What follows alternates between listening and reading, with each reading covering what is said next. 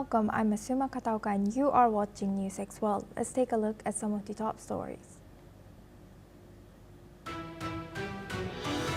A British man who drove into pedestrians and stabbed a security guard outside a Manchester synagogue has been shot dead by police, prompting British Prime Minister Keir Starmer to reinforce security at synagogues nationwide.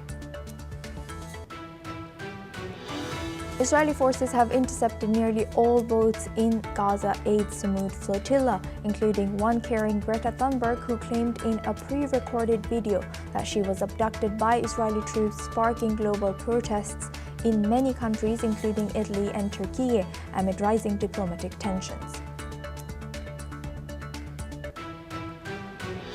Egyptian Foreign Minister Badr Abdelati has said that Cairo, along with Qatar and Turkey, is pressing Hamas to accept President Donald Trump's ceasefire plan to end the nearly two-year war in Gaza.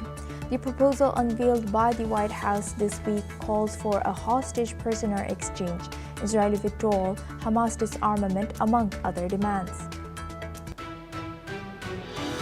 Drone sightings, which had forced Munich airports to halt flight operations on Thursday night, resulting in 17 cancellations, 15 diversions and disruptions for nearly 3,000 passengers, have now restarted its operations. A Thai gunman has been sentenced to life imprisonment for the January 7 murder of former Cambodian opposition politician Lim Kinya in Bangkok.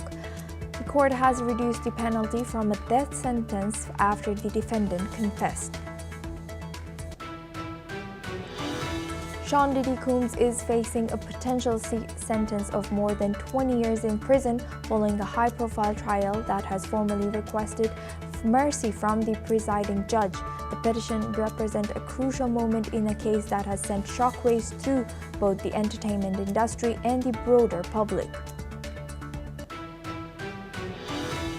The death toll from the collapse of the boarding school in Indonesia has risen to 7, with nearly 60 students still trapped under the rubble since Monday. Rescuers using cranes and sensors continue to search through the debris after the building collapsed during afternoon prayers, leaving mostly teenage boys dead or injured.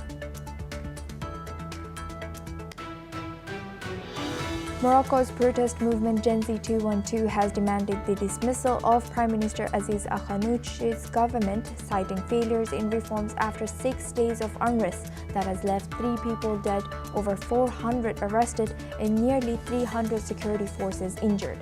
The group, which organized nationwide rallies, has called for peaceful demonstrations.